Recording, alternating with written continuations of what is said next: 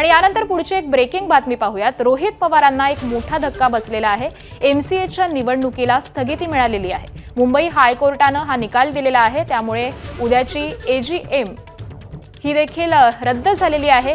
भाजपचे नेते आणि क्रिकेटपटू केदार जाधव यांनी याचिका दाखल केलेली होती आणि या याचिकेवरती निर्णय झालेला आहे। राजकीय पार्श्वभूमीच्या लोकांना सदस्य करण्याला हरकत नोंदवण्यात आलेली होती। रेवती सुळे आणि कुंती रोहित पवारांसारख्या सदस्याला आक्षेप नोंदवण्यात आलेला होता।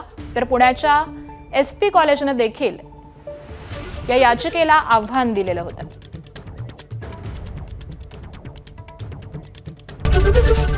एबीपी माझा, उघडा डोळे बघा नीट।